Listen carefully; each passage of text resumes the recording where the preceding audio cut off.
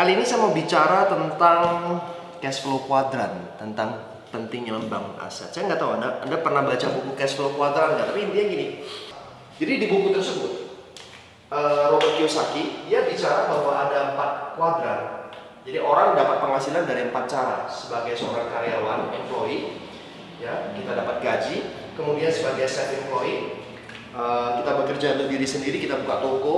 Kemudian kita profesional sebagai aktor, artis, penyanyi, kita pelukis, seniman, itu semuanya di self employee. Intinya kita menggunakan keahlian kita untuk mendapatkan penghasilan. Yang ketiga adalah sebagai seorang business owner, pemilik perusahaan bersistem. Kita gajiin orang-orang profesional untuk mengelola bisnis kita, itu juga termasuk business owner. Atau kita punya franchise, kita beli franchise atau kita jual franchise kita, nah itu juga termasuk business owner. Dan terakhir adalah investor, menggunakan duit untuk mendapatkan penghasilan lagi. Nah, Robert bilang bahwa 4 cara ini nggak ada yang salah, semuanya bisa menghasilkan banyak uang.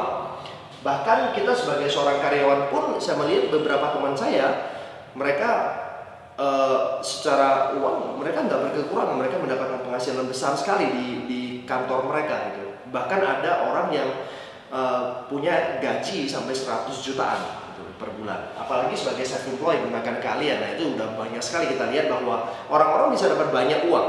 Oke, intinya tidak jadi masalah. Yang jadi masalah adalah sifat penghasilannya.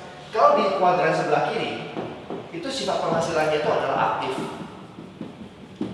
Artinya, Anda harus kerja baru dapat uang.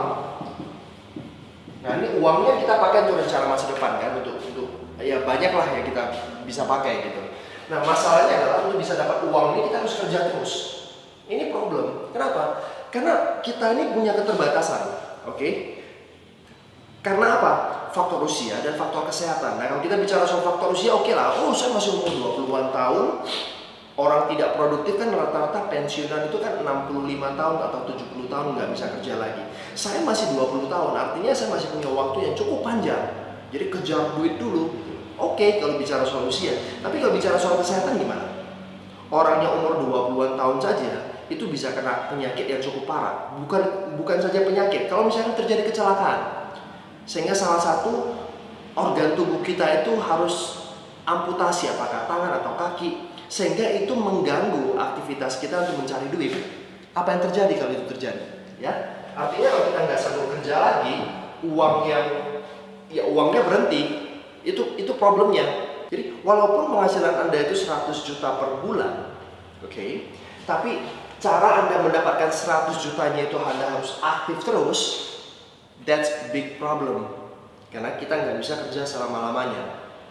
Makanya Robert Kiyosaki bilang bahwa Anda jangan terlalu nyaman hanya sekedar mendapatkan penghasilan besar. Jangan nyaman, karena itu tidak bersifat selamanya. Itu sifatnya sementara. Suatu Anda nggak sanggup kerja lagi, penghasilan Anda berhenti. Makanya sewaktu kita masih bisa aktif bekerja, mendapatkan penghasilan, pikirkan bagaimana caranya membangun yang namanya aset.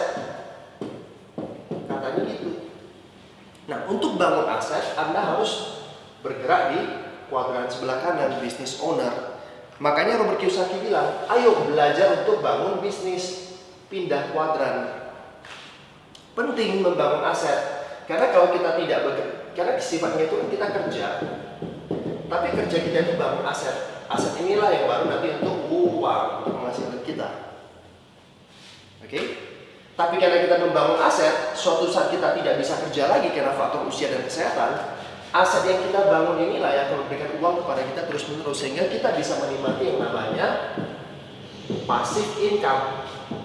Nah, waktu saya baca buku Cash Flow Quadrant, saya tertarik sekali dengan konsep passive income, karena saya ini melihat bahwa kita ini manusia, suatu saat dalam hidup kita, suatu saat pasti kita butuh yang namanya passive income, karena kita nggak bisa kerja lagi. Nah, passive income itu bagaimana caranya ya? Ya belajar bangun bisnis. Kalau Anda sudah punya duit banyak, Anda investasi, beli properti, kemudian Anda bikin ruko, sewain ke orang, Anda bikin kos-kosan, sewain ke orang. Banyak cara yang bisa Anda lakukan, ya. Makanya Anda perlu rajin hadir di seminar, belajar dari orang-orang sukses, sehingga Anda mengerti bagaimana caranya mengelola uang yang sudah Anda dapatkan. Oke? Semoga bermanfaat dan sampai jumpa di vlog berikutnya. Bye-bye.